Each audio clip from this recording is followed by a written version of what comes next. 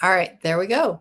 Hi, everyone. This is Jackie Cooper with the Digital Asset Regulatory Authority, and this is our second annual summit. We'd like to welcome everyone who is on the live stream today, as well as those that might be watching this recording after the fact.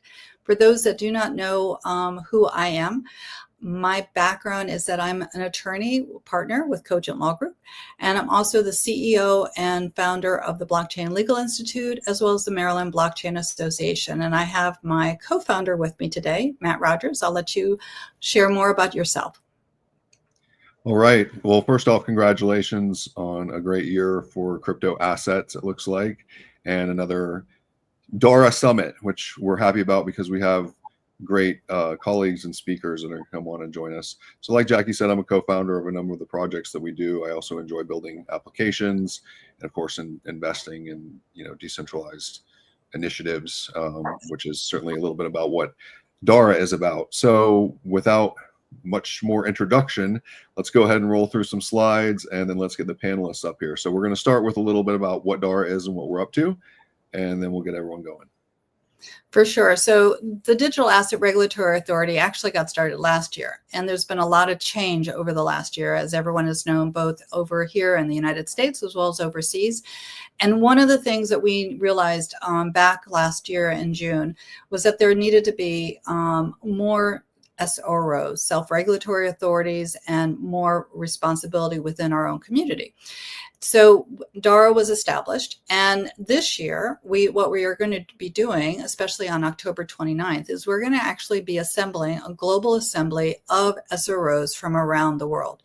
We are extending invitations to different SROs that exist, and we will have representatives from those SROs on a virtual summit to talk about what they've been doing, why they felt it was important to get started, and where the trends are and what we need to be thinking about within our own community. So we're very excited about having this virtual event on October 29th, which is also right around the time period that one of our other organizations that has supported us over time, the Government Blockchain Association, will be having its major event actually at the Capitol. So that's very exciting.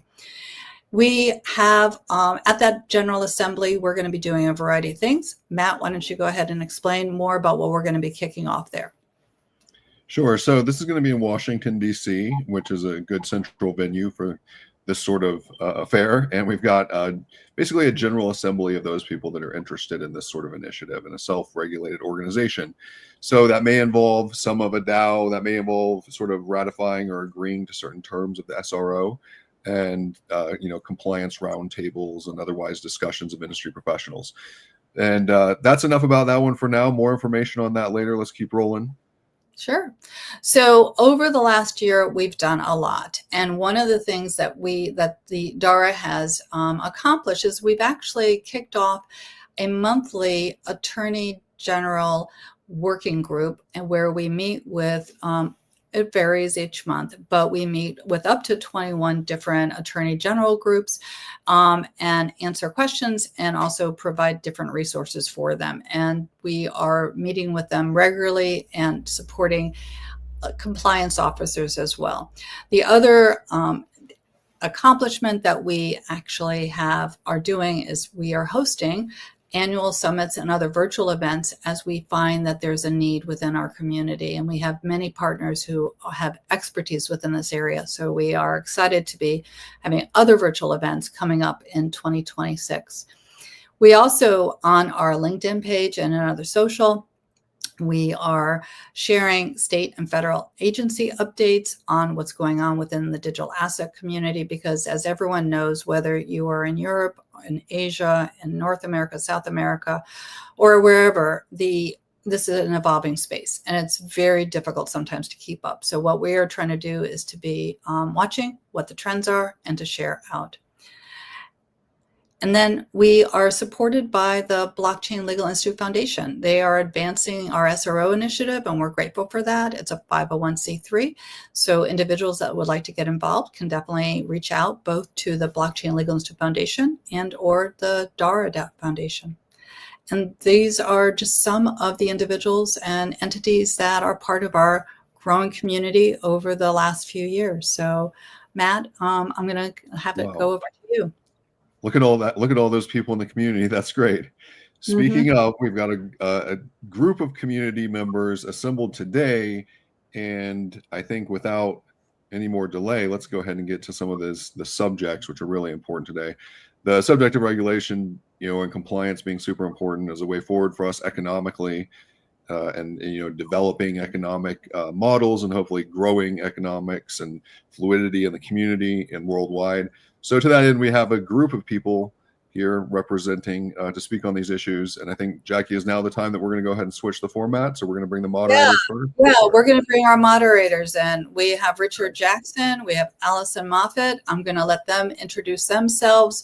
We have been working with them over the last year or so, and they are experts in their field. So RJ and Allison, why don't you go ahead and introduce yourselves? Sure. Thanks, Jackie. Thanks, Matt. And again, happy anniversary to DARA. Been a quick year, surprising year. So I am Richard Jackson. I go by RJ. I'm the Deputy Attorney General for Cybersecurity, Technology, and Digital Assets in my day job. As part of DARA, I am the Director of U.S. Intergovernmental Affairs. So basically translating the work that's happening at the federal level down to the state level with a particular emphasis in the Attorney General's working group that Jackie mentioned.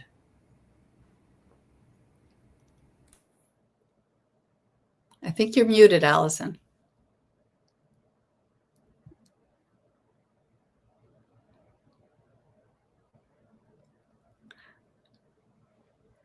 Well, Allison Maffitt is a... You got it. It switched to my phone. Sorry. But I'm an attorney with Cogent Law Group, and I've been in the digital asset space for coming up on 6 years, which watching the evolution of the space has been pretty interesting, and just excited to be here and listen to what everybody has to say. So thank you. So today we have a stellar group of individuals who are going to be hopping on right now. And our first panel is going to be speaking about the collaboration across borders for harmonized digital asset regulation and operational resilience. Now, this is a very technical term, operational resilience, but if you're in the space, you know that you need to be able to operate and change and also be secure. So I'm going to let our moderators pose the questions to everyone. So that way you can gain, for those that are listening, you will gain insight on a variety of skill sets and knowledge. So go for it.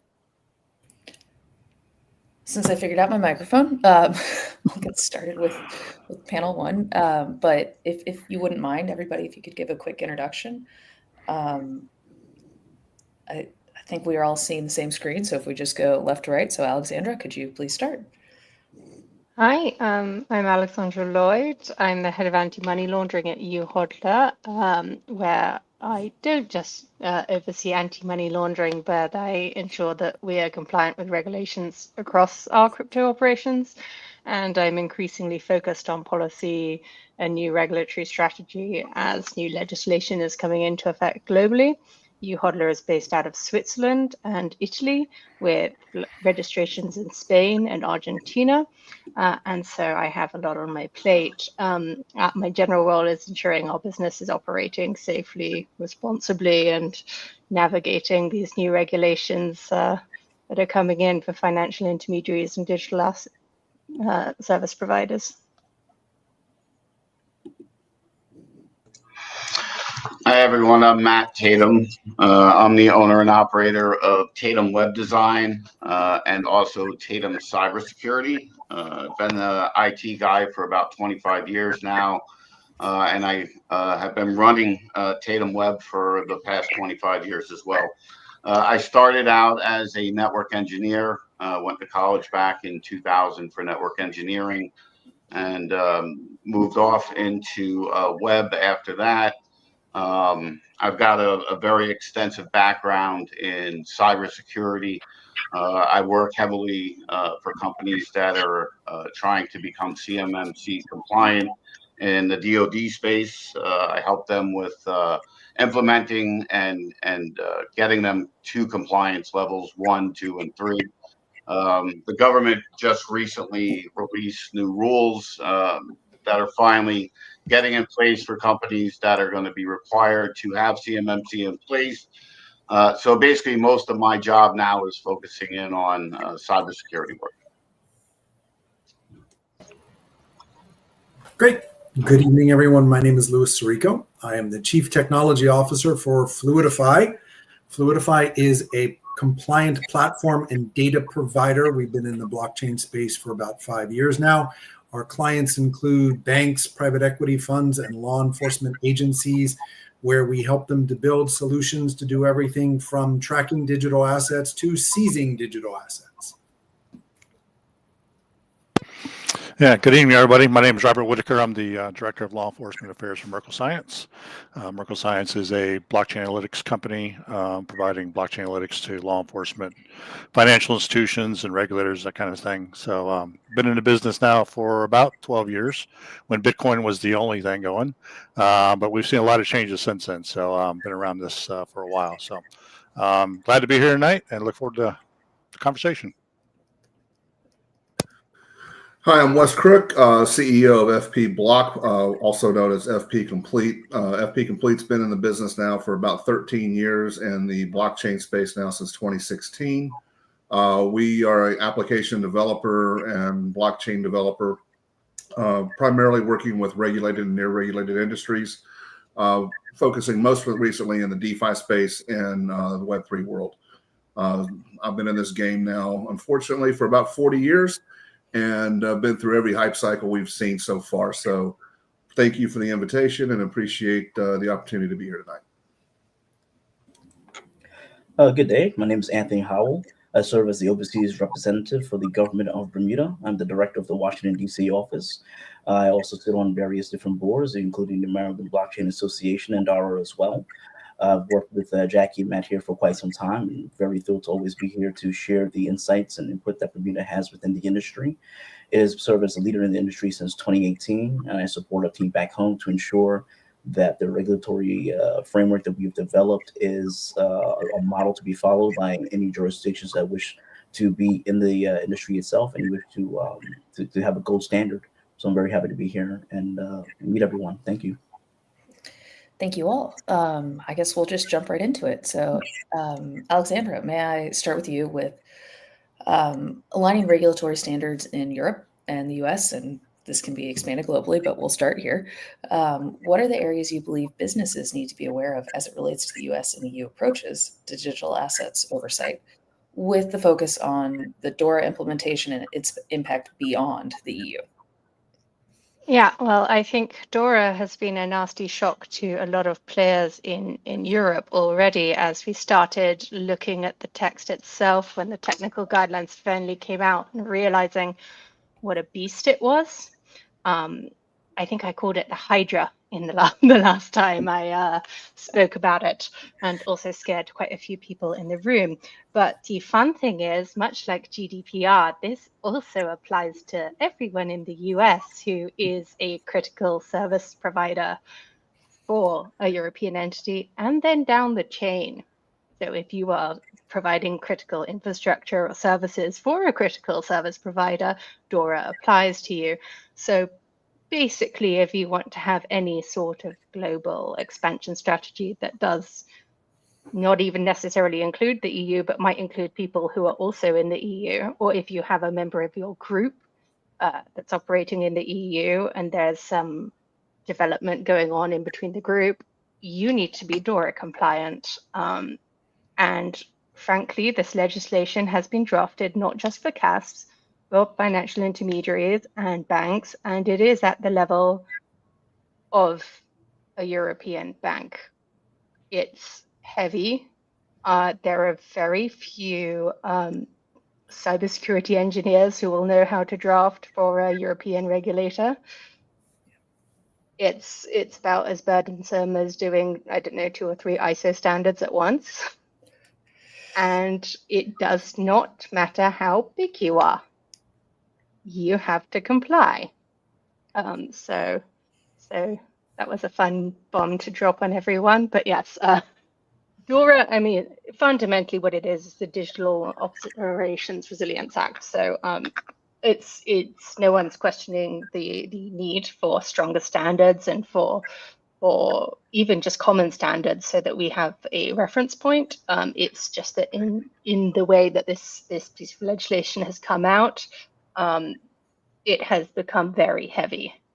And there are some rumors as to why that's happened, but obviously in the end, that's what we've got delivered. So it's very key for your legal teams to go and examine your contracts and examine if anyone you have is touching on that. And basically, you are under a mandate to show to them that you are DORA compliant, not the other way around. So you can make this a huge competitive advantage if you are in the US and you are the first mover, because a lot of people are just going to have to drop providers who aren't willing to do it. So it is a business opportunity if you're the quickest to turn around and get this done, because it will basically be the pure defining factor on whether some people can actually even opt for your services. But yeah, the practical impacts are huge, and it's totally extraterritorial. So we've got harmonizations already here. Yeah, have any of you all begun to understand how DORA impacts your work, and how so if you have started that process? From our perspective, we're just leaving Europe out, and the companies we're building. It's we've done business. But that's a huge impact. Yeah, I mean we've had 3 projects shift off to the UAE from Europe in the last month just because of DORA and everything else. So we're finding that the European regulatory environment is becoming unbusiness friendly for developers and engineers, and we're just if we're ignoring it, we're just moving to other geographies. UAE, Singapore, US, South America. And really at the end of the day, I think the European Union is going to be more hurt for this regulatory play than the rest of the world. Louis, you seem to have a thought. Yeah. So we've been working on it for more than 2 years now. I mean, it's not a surprise. It's been in draft. It's been coming, just like MiCA. People suddenly woke up in January. MiCA was ratified a while ago. But anyway, yeah, as a CTO, it doesn't scare me. I mean, the cloud providers love it because, you need resiliency, right? But if you think about it, I mean, if your customer's a bank, we have bank customers. If you log into your bank and your bank is not available and you can't get your money, how does that make you feel, right? So all we're doing is we are ensuring that digital assets and banks and other financial institutions that support digital assets have a platform that is available to customers when customers want access to their digital assets, just like their money, right?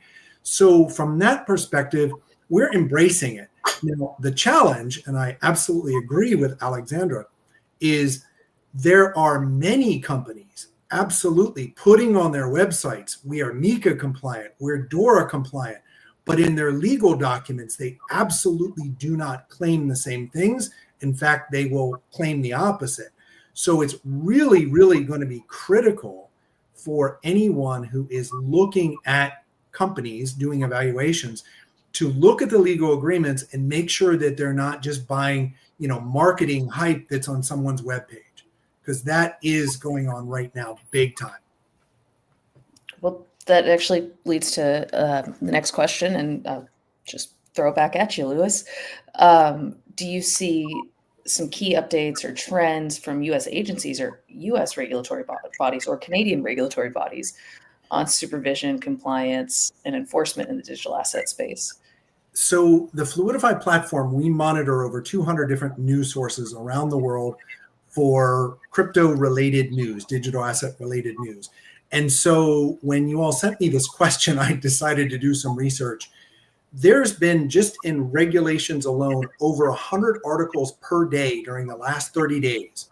And so using our AI to summarize some of this, because we could spend the next half hour just talking about what's happening. To summarize it, predominantly you have over 1,200 articles on regulations regarding exchange traded funds, or ETFs. You have, of course, now in the US, a lot of interest on 401k, 401k funds being allowed to have digital assets in them as well. So that's a big topic. The retail expansion of digital assets to the groups. But specifically with regard to regulations, and you've got the Genius Act that was passed not long ago in the United States, which is around stable tokens. But really what big companies are looking for is some type of clarity regarding how all the different government agencies and ruling bodies are, how their regulations are going to work together. Because if you're issuing a token, technically you need to be, if it's a stable token, you need to be compliant in the US with Genius. You would need to be compliant with anyone in the EU with MiCA. You'd need to be compliant with VARA in the UAE, right? And this just goes on and on when you talk about Singapore and Hong Kong and Bermuda, of course. You know, there's all these things. So given the speed at which this is happening, compliance officers and lawyers, this is a really fast-moving, fast-changing industry, and it's going to take a lot to keep up with it for sure. I definitely agree with that part, that it's fast moving and hard to keep up with. Would anybody else like to add to what they're seeing or hearing about potential regulatory changes? All right. Actually, I'll just make a quick comment. Is just from the observation from an outside party looking in. You know, I think one of the nuances with the United States is the fact that they do have so many agencies that have buy-in or want a seat at that table, and definitely see how this does correlate into the concept of who is going to be the director of or craft the direction of it in terms of being compliant. And so compared to some of the other jurisdictions like Bermuda, for example, being that we do have one regulator, it allows us to very much streamline certain measures. And so comparing it to other jurisdictions, just kind of, we see that struggle. And I must say personally, it's I'm kind of relieved we just have one regulator, because it is an uphill battle.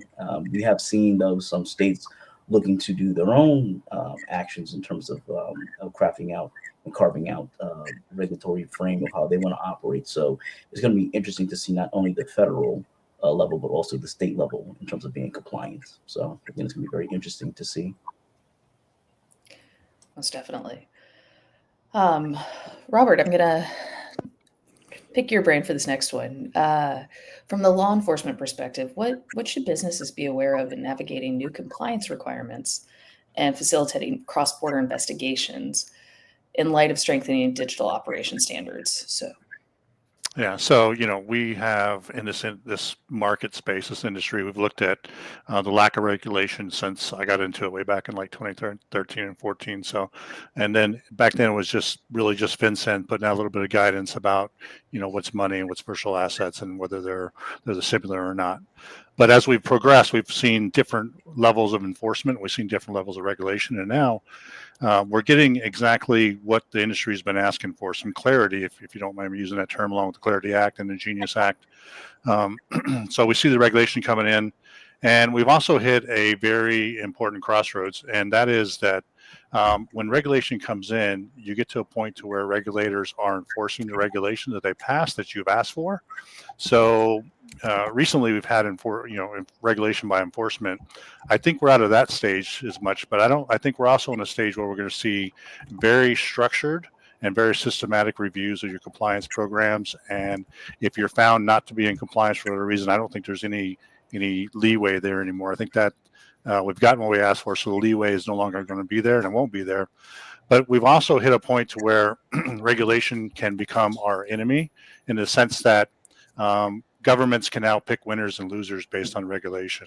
You can draft policy to a point to where it's too difficult for anyone to get in and too difficult for anyone to stay in. And I think we're seeing a little bits of that. I think we've fragmented the stablecoin market with the different acts, MiCA and the Genius Act. So we have coins that will be good in the U.S., coins that are good in the EU, and coins that are good in the UK, but they're not good anywhere else. So I think we have a real danger of fragmenting our markets. But from a law enforcement perspective, you can expect that there will be much heavier regulation coming up. It seems a little lax right now because we've had this change of administration and kind of change of policy. But I think that's just a phase we're going through until we push out the enforcement, regulation by enforcement, and start coming into proper regulatory frameworks.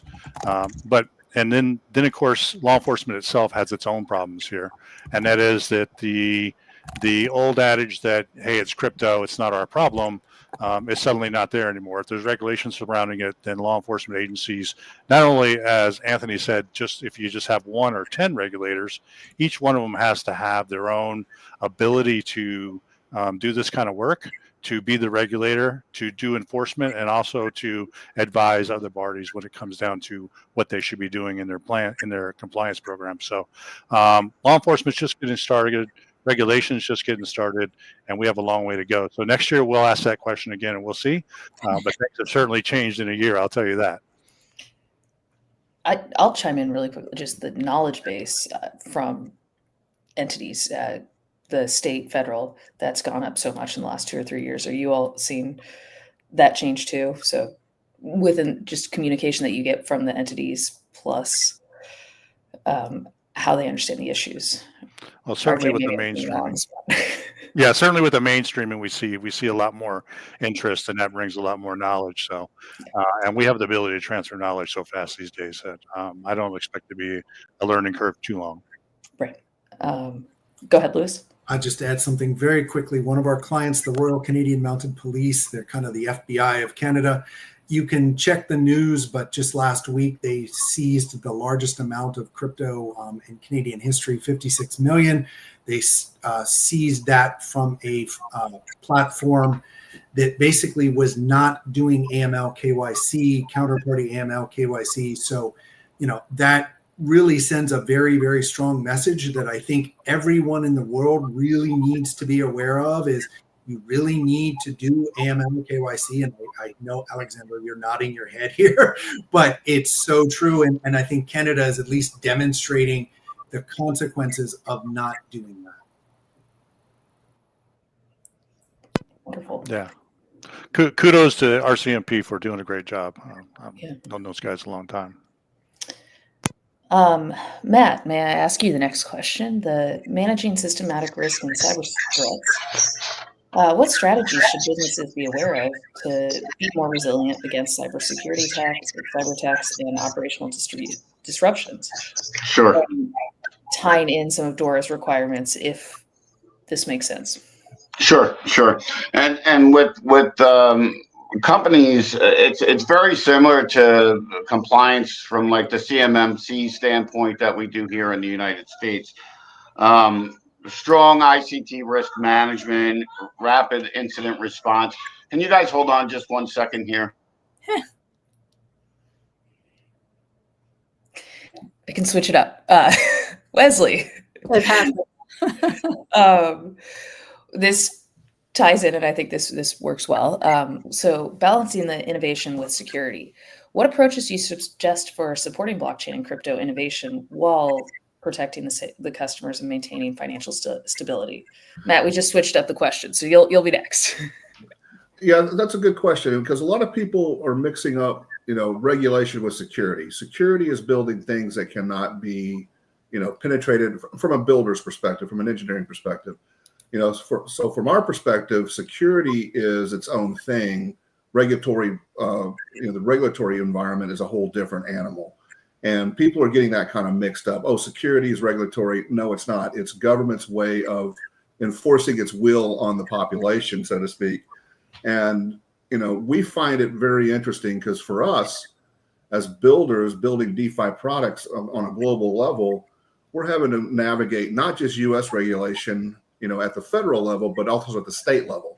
One thing you can do in Wyoming, you're going to get sued in Oregon for.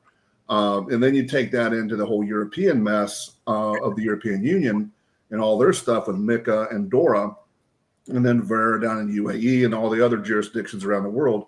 So it becomes a very interesting, place for engineering firms and their clients that are trying to build these applications at a global level on who do you form and who do you work for. You can't just fix everything at one time. It just becomes cost prohibitive.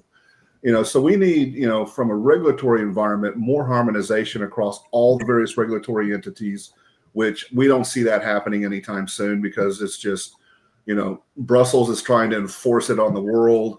The U.S., God knows what's going to happen tomorrow with Trump and, Genius Act and other things going on. And then, the UAE trying to be the, crypto center of the world, but they have the VERA policies. So we find it very difficult to look at that. And it's really interesting. A lot of our client base, really the discussions are coming in the design phase, building applications that don't need any regulation. They don't have customers. They don't have banking. They don't have any of these things. They're building self-contained applications for themselves to go generate high-frequency trading and arbitrage strategies or what have you, and not have to have customers. They're taking capital that they have, deploying it, making money on it, and not worrying about other things. So, we really see, a lot of confusion for engineering and builders to go in there and work with their customers to build applications. We need to set up sandboxes where we can go test things out and work with the regulating environments to say, hey, will this work in your country or not? And you have to make some tough decisions, who you're going to play in or where you're going to go. The good news is for companies, even though we're a global economy, there's sufficient opportunity within one jurisdiction that they can make a very good living and very good profit for that. Most of my customers are not global banks or not global institutions. They're more the mid-size investors that are building applications within Web3 space, which is a lot of this space. One of our big conversations that we have is how do you bring enterprise into Web3? And, really what we've been doing in Web3 for the last, 8 years, 9 years, really has to change if we're going to bring the enterprise in. Unfortunately, because of the acts of a lot of people within Web3, the regulatory environment has now become, anti-business, so to speak. And we got to figure out how to, better harmonize that and understand clear regulations between the various jurisdictions. Because right now, when we go to build something for a customer, it's like, if you're wanting to be global and you're doing DeFi where you're dealing with customer or institutional or banking, you don't have enough money to go build it, at the size scale that we're playing with. So you're going to only be left to the large institutionals like the Morgan, JP Morgan Chases and the Goldman Sachses and the Standard Charters of the world. And they're not ready to come into this space because of the fraction, the way we're fractioned across these ecosystems and not having a common infrastructure to build upon. So it's a mess right now. And it will continue to be a mess, in our opinion, for quite some time. I personally agree with you. So I'm not a lawyer in the room, so I understand all the legal and stuff, but we're just engineers trying to build products for customers. And when you hit hurdles, you solve them. Well, I think that does lead to Anthony a question about frameworks for transatlantic coordination. What models do you suggest for cooperation, information sharing, consistent application of digital asset regulations, and operational resilience standards? That's a mouthful. No, absolutely. Kind of taking a look, I believe in kind of stepping back to Bermuda's approach. It's kind of started with the outcome-based regulation and supervisory cooperation in terms of how it travels across the borders and how we've kind of built on our cooperative nature with other jurisdictions that want to be regulated or are looking to better be regulated within the scope of the industry itself. Bermuda, as I stated before, has built a comprehensive framework.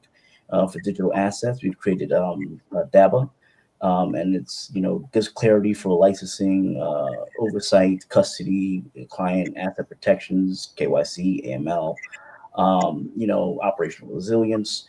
And so it's really important that we create this bridge network system, and we have synergies across the globe in the scope. In terms of modeling, I guess there's several strategies that can be utilized and implemented. We can look at, supervisory collaborations and MOUs. Bermuda has a few MOUs that we do with different jurisdictions. We have one with Wyoming. We have one with Abu Dhabi.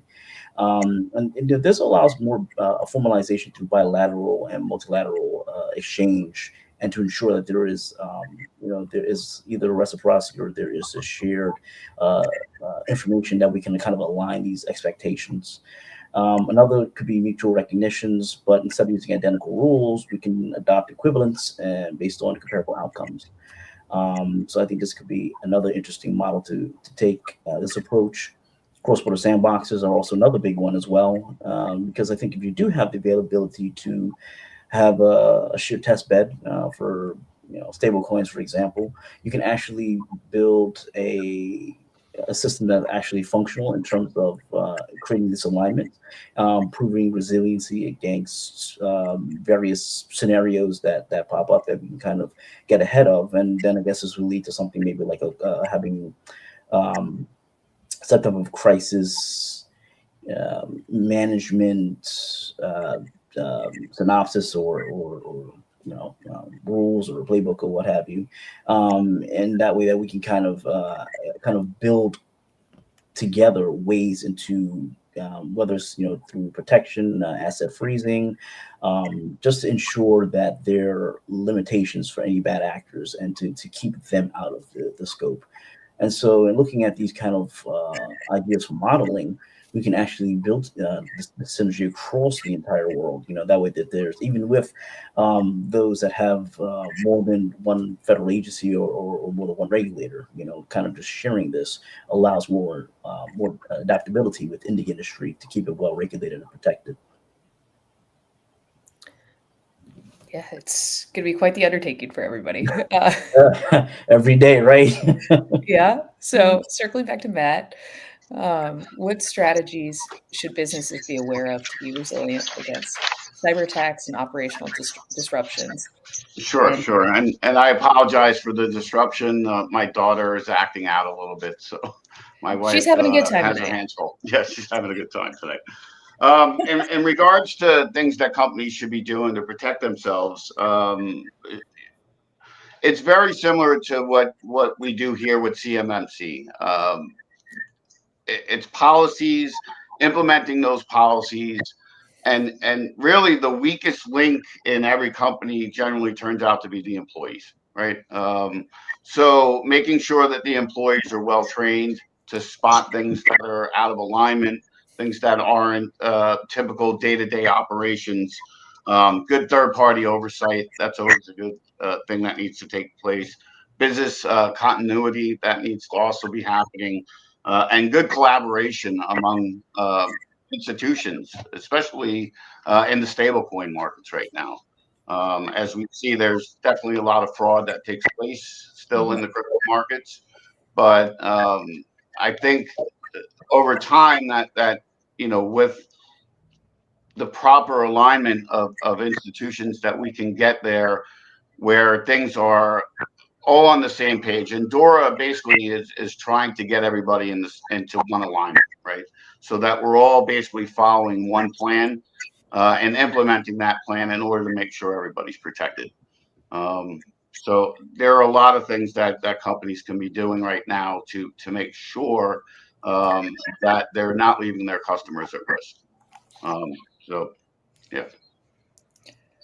Well, thank you. I know we've got a lot to cover, so you guys really appreciate your answers and your insights. You cover the wide end of the spectrum, which is from somebody who sometimes gets a little too narrow in what I'm working on. This is really helpful to see the different perspectives and to learn about how the regulations are impacting you day to day, but then also where you see opportunity in the future. So again, thank you so much. Really appreciate this panel.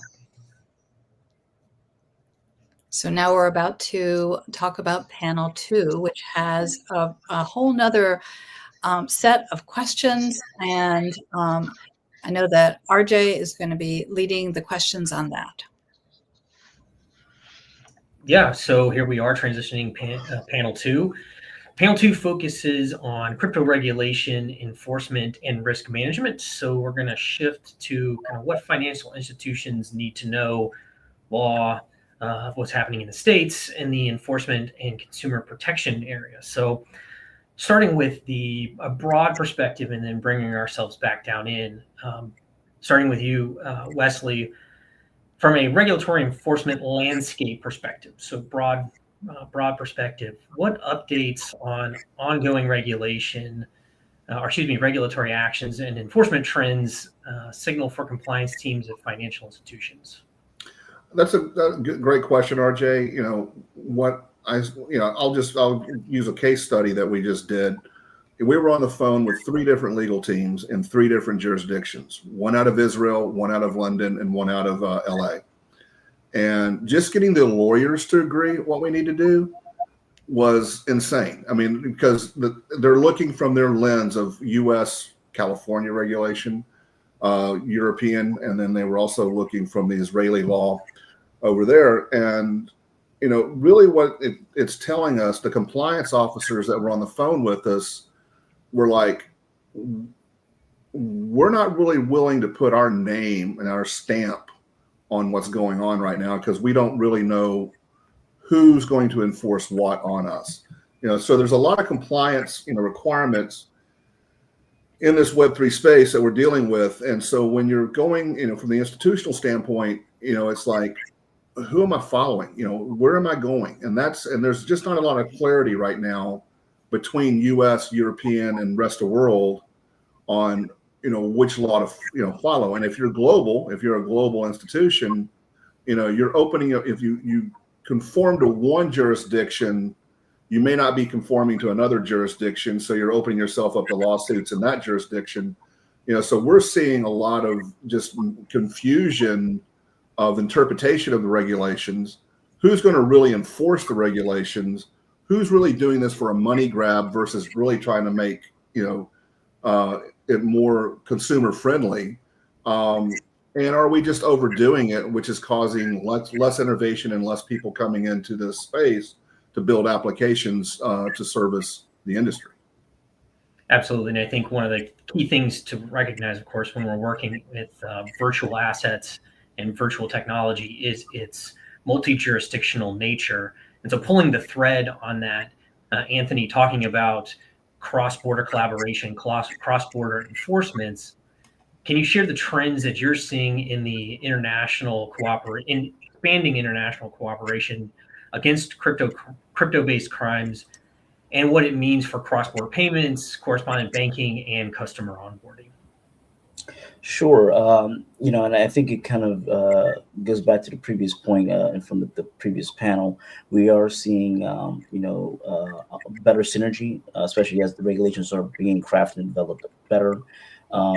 Jurisdictions are creating more MOUs to kind of handle these kind of situations. We're seeing the intelligence being shared more, the ability to trace funds end to end. And even raising the bar for like travel rule, you know, compliance and sanction screening. So, you know, these are some methods as well. We're also seeing faster like cross-border actions, such as the certain jurisdictions having better authority to freeze certain transactions, recover those assets as well, and have that ability to do so across jurisdictions in a much faster way than what we've seen previously. So, you know, this is very interesting to see as we continue to develop and integrate the rules and regulations, and as it gets more holding and more stabilized. So I guess, you know, from Bermuda's vantage point, we look at what we add in terms of the values, and with the regulatory framework that we have established that has embedded deep details for AML and KYC compliance and sanctions controls and other measures to protect clients, including consumer protection disclosures and things of that nature. We look to have the ability to share information as necessary with other jurisdictions, to try to make sure that there is limited risk. I can't speak too much on exactly what the regulators do. I'm not a regulator for the island itself, but I do know that our regulators are very thorough in their operations and how they approach these kind of situations, and we're always open to sharing and providing support to other jurisdictions. And these are the conversations that need to be had, because otherwise we're going to see, a repeat of continued negative actions, and jurisdictions need to be on top of that in order to prevent it. Yeah, and so I think maybe taking that kind of the concepts in the abstract and maybe applying them specifically, Alexandra, speaking to kind of lessons from the major cases that we've identified, what insights for banks and businesses from recent high-profile crime investigations do you see serving kind of to strengthen the internal policy and risk assessments of those organizations? I mean, I guess we have to start with, we are in a sort of arms race here where it doesn't matter if the case is high profile or not, we're always trying to learn something. But obviously we've had the case study that Kraken revealed the other day where a North Korean agent was trying to infiltrate the company through their HR channels. So that's just a fun new attack stream that I sincerely hope every Fortune 500 company, CASP service provider, went and spoke to their HRs and asked, so how are you making sure it's a real person? Because I don't think it's necessarily something that they were trained for in their HR courses at university, perhaps. So that's probably an obvious, more recent one. We've seen from the Bybit hack, the Beacon network evolve out of that, which is sort of some cross-industry collaboration between various rivals to share information to try and sort of buoy up the reputation of the industry altogether. So we've seen that we really need to start collaborating more, and it was Anthony mentioned travel rule earlier. Travel rule has been a mess because people weren't talking to each other, and we're getting to the point where we're having to slowly put people in rooms that weren't necessarily sitting and playing with each other nicely before. And then I would say something that's really happening now is this especially with mule farms, this commercialization of fraud as a service. I mean, the other day I got too deep into following some blockchain analysis. It's a Cardin network, and I somehow ended up on this server that was like private, was public somehow, and it was basically an Carder ranting about kids these days not wanting to do fraud properly and wanting everyone to hand it to them on a silver platter and not wanting to put in the effort themselves, and they're so lazy, and he was just giving up on fraud because he was so disappointed in the youth of the fraud.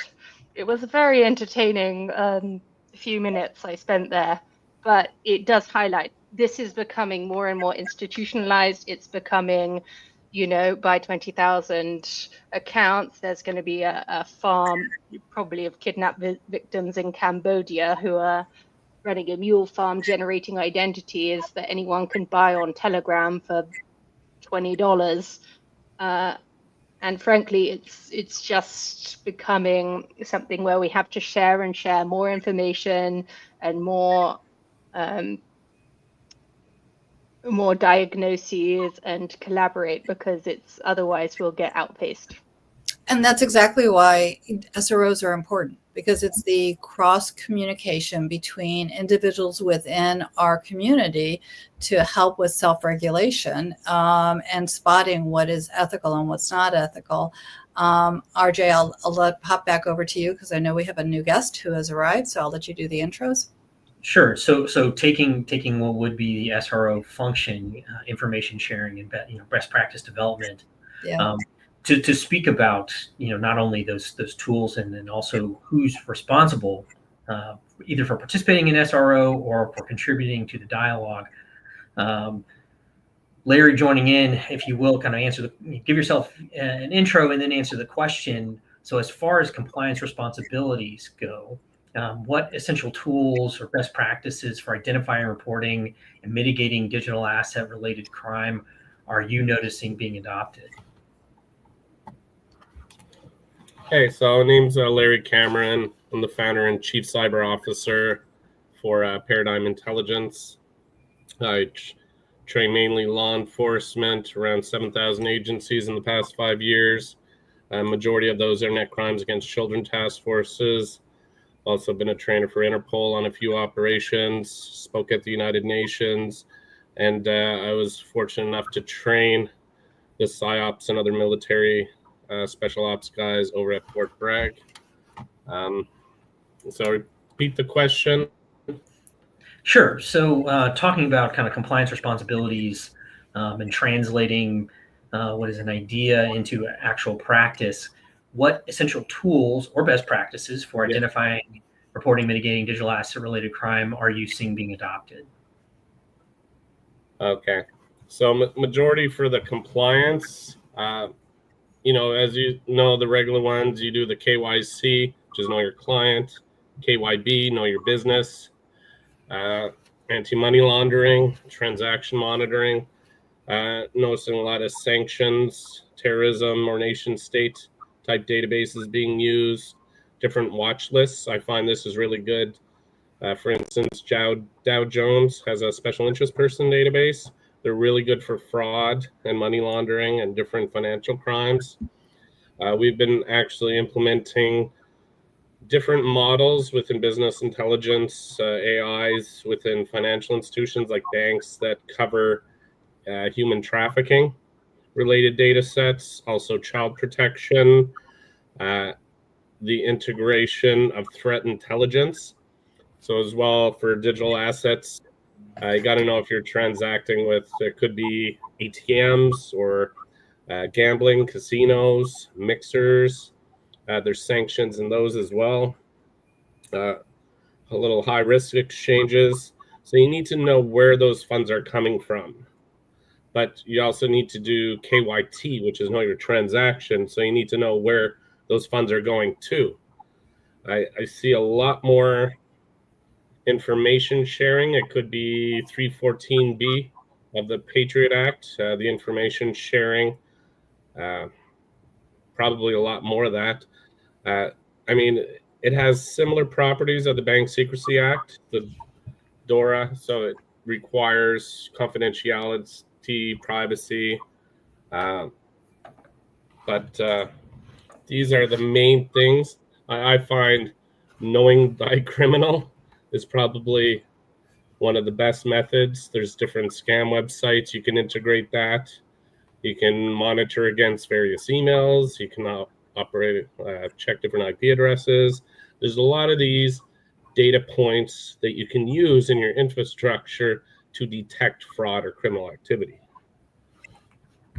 Yeah, and so a lot of what Larry mentioned are things that we do kind of as transactions occur, right? As unfortunately crime tends to occur. So after the fact, as it were, right of bang, the military would like to say, is after something has happened.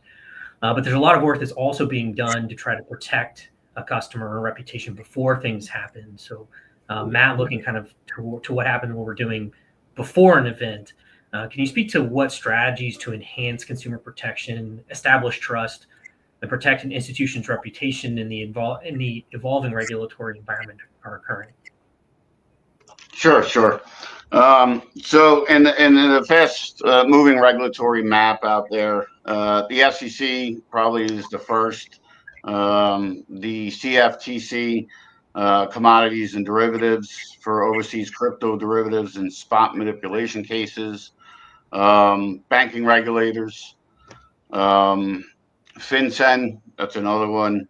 CFPB for UDAP wallets and payments, states for licensing and conduct, and Congress more or less for market structure and direction. We need clear direction on regulation and where we need to focus, and everybody needs to get on the same page. Because I mean, from what we're all discussing here, is it sounds like most countries are doing their own game plan, and nobody's on the same page, which makes for regulation and for compliance basically a nightmare for everybody involved. And it's just going to create a lot of bottlenecks at this point, especially for developers. I'm in the process of building a Web3 app right now on the ICP blockchain. And just listening to the discussion tonight, I realized there's a lot more from the compliance standpoint when I'm looking at the EU and DARA that need to be integrated into this Web3 app or shut them out altogether, right? And I'd hate to lose that market share because it's a great Web3 app, but with the amount of compliance that's being asked, you got to budget for all of this stuff. Can that even be afforded, right? So is it something that comes down the line, or do we just write off Europe altogether, which is unfortunate. So yeah, I mean, those are some of the things that people can start getting in place right now. There are definitely enforcement risk signals to build up for your risk register. Misleading insurance, like claims and apps and websites and marketing. Those are hot buttons. So there's just there's a lot of things that can be done, and a lot of agencies that can be utilized in order to make sure that you're meeting compliance or trying to get compliant. A lot can be done. Unfortunately, no matter what happens before things happen, they do often happen. Murphy does play in crypto along with everybody else, and so sometimes, with despite best efforts to protect, best practices, best tools, things do go wrong. So to close this out, last but not least, Robert, talking about what happens when things don't work out well, particularly responding to distressed crypto entities. What guidance on due diligence, exposure management, and crisis response can a business do with distressed asset operators or exchanges in the event that something does go wrong? Yeah, thanks for the question. So, we have this saying, at least in Texas we do, it works great, we just got to fix it. So it all works great here, but we got to fix the regulation. So we're doing that, but we also have the standard compliance framework, risk assessment and risk management built together. I think the first thing that anyone in virtual assets needs to understand is, you use what you know from risk management and compliance, but then you got to make it fit your program. You got to look at what you're doing and what your goal is, and make the risk compliance or your risk management program fit it, or your risk assessment, because you don't want to be just taking an old policy and stick it in there. And you see a lot of people doing this, like, oh, I need some risk policies. They get on the internet, ChatGPT spits them out, but that doesn't serve their purpose. They gotta fix it. It's gotta be done in accordance with what they're doing.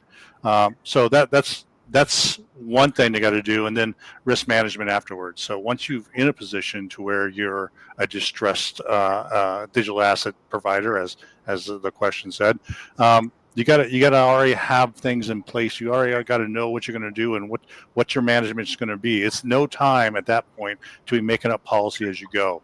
You should already have this in place. You should be rehearsed. It should be trained.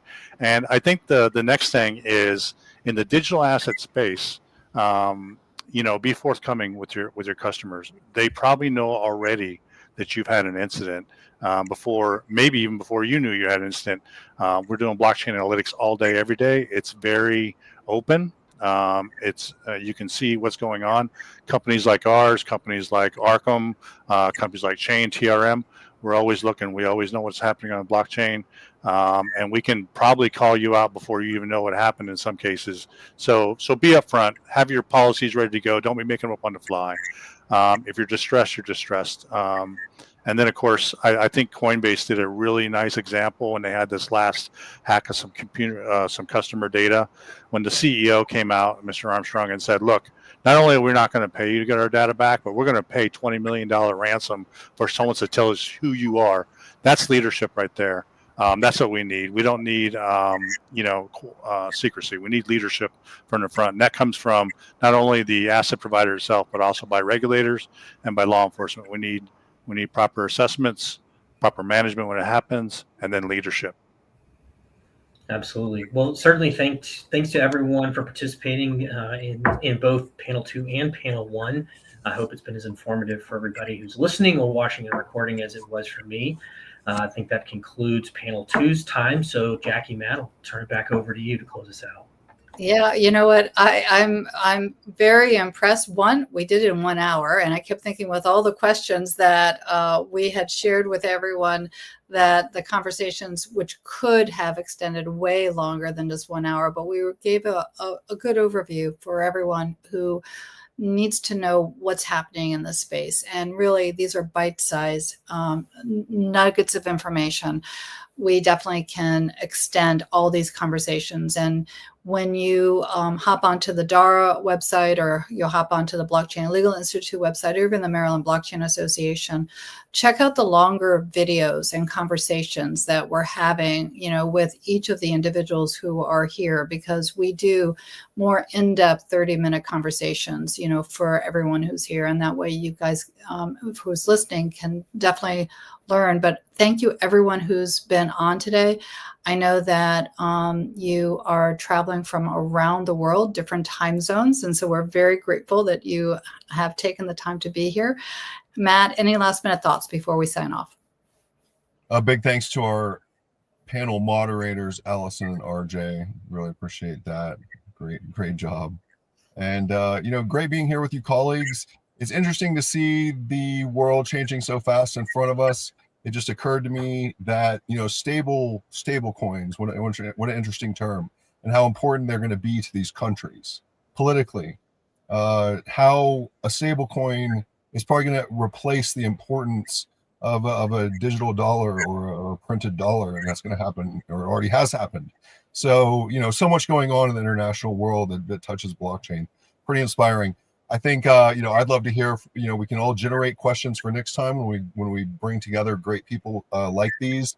Things that come to my mind are, and we didn't have time for these, but, is there a rise in enforcement actions?